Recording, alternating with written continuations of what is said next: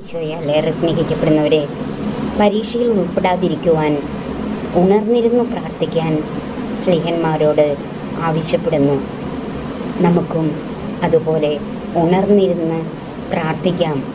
പിതാവേ, അങ്ങേക്ക് ഇഷ്ടമെങ്കിൽ ഈ പാനപാത്രം എന്നിൽ നിന്ന് അകറ്റണമേ. എങ്കിലും എൻ്റെ ഹിതമല്ല, അവിടുത്തെ ഹിതം നിറവേറട്ടെ എന്ന് പറയുവാൻ വേണ്ടി മാത്രമാണ് ഈശോ മുട്ടിന്മേൽ നിന്ന് സങ്കടപ്പെട്ട് പ്രാർത്ഥിച്ചത്. രക്തം വിയർക്കുവോളം അവിടുന്ന് പ്രാർത്ഥിച്ചു.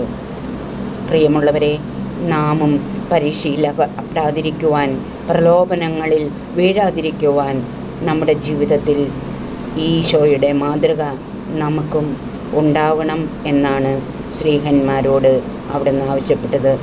അവൻ പറയുന്നത് പോലെ നമുക്കും ചെയ്യാം. വിശുദ്ധ യാക്കോബ് ശ്ലീഹ നമ്മോട് ഇപ്രകാരം പറയുന്നു: പരീക്ഷകൾ ക്ഷമയോടെ സഹിക്കുന്നവൻ ഭാഗ്യവാനാണെന്ന്.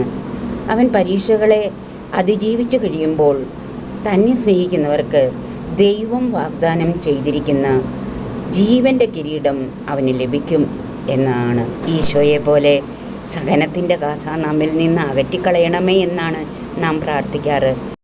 നമുക്കെങ്ങനെ പ്രാർത്ഥിക്കാം?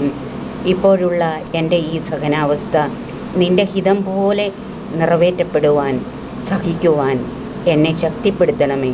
അപ്പോൾ ഈശോയെ ശക്തിപ്പെടുത്തിയ ആ മാലാഖ നമ്മുടെ ഇഷ്ടം നിർവഹിക്കാതെ ദൈവത്തിൻ്റെ ഹിതം പോലെ സഹിക്കുവാൻ നമ്മളെ ശക്തിപ്പെടുത്തും. അങ്ങനെ സഹനങ്ങളെ ധീരതയോടെ ഏറ്റുവാങ്ങുവാൻ നമുക്ക് കഴിയും. മഹിയും മഹിതാശകളും എന്നേ പുൽകിടുമ്പോൾ എന്നും നിഹിതമറിയാൻ ഹൃദയം പ്രാപ്തമാക്കൂ.